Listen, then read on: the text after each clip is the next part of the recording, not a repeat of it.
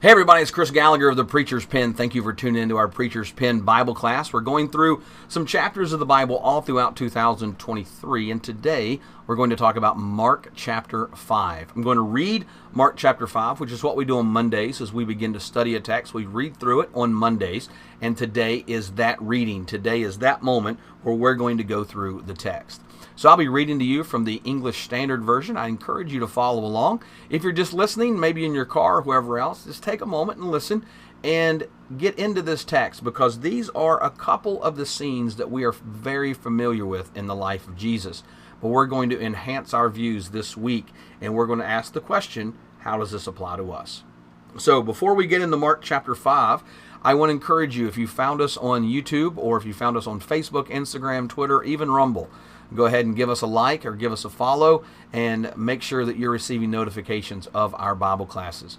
I would encourage you to go over to thepreacherspen.org, sign up for our newsletter, and you'll get all that information delivered to you. But let's get into the text today. Once again, it's Monday, so we're just going to read through the text and get it in our minds for the rest of the week.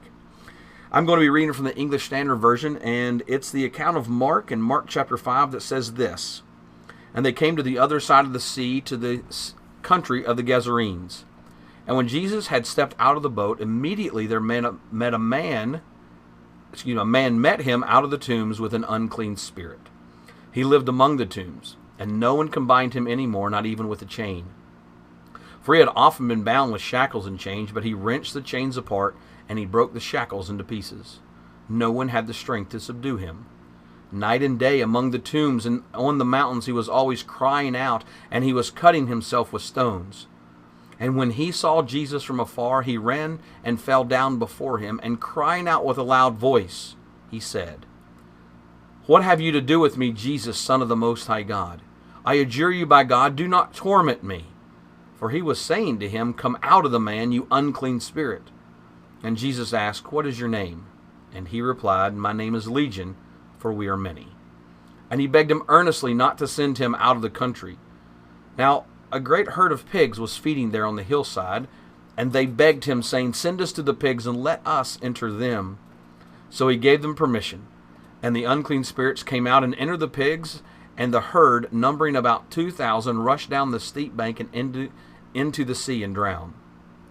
The herdsmen fled and told it to the city and in the country.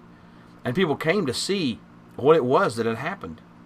And when they came to Jesus, they saw the demon-possessed man, the one who had the legion, sitting there, clothed in his right mind, and they were afraid. And those who had seen it described what had happened to the demon-possessed man and to the pigs, and they began to beg Jesus to depart from their region. As he was getting into the boat, the man who had been possessed with demons begged him that he might be with him. And he did not permit him, but he said to him, 'Go home to your friends and tell them how much the Lord has done for you, and how he has had mercy upon you.' And he went away and began to proclaim in Decapolis how much Jesus had done for him, and everyone marveled. And when Jesus had crossed again into the boat to the other side, a great crowd gathered about him, and he was beside the sea. Then came one of the rulers of the synagogue, Jairus by name, and seeing him, he fell at his feet. And he implored him earnestly, saying, 'My little daughter is at the point of death. Come and lay your hands on her, so that she might be made well and live.' And he went with him. And a great crowd followed him and thronged about him.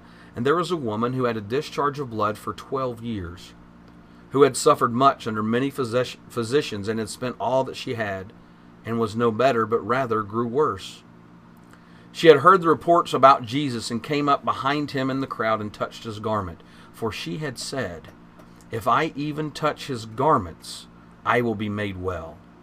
And immediately the flow of blood dried up, and she felt in her body that she was healed of her disease. And Jesus, perceiving in himself that power had gone out from him, immediately turned about in the crowd and said, 'Who touched my garments?'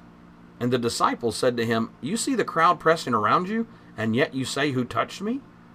And he looked around to see who had done this, but the woman, knowing what had happened to her, came in fear, and in trembling fell before him, and told the whole truth. And he said to her, 'Daughter, your faith has made you well. Go in peace and be healed of your disease.' While he was still speaking, there came from the ruler's house someone who said, "Your daughter is dead. Why trouble the teacher any further?" But overhearing what they said, Jesus said to the ruler of the synagogue, "Do not fear, only believe." And he allowed no one to follow him except Peter and James and John, the brother of James. They came to the house of the ruler of the synagogue. And Jesus saw a commotion and people weeping and wailing loudly.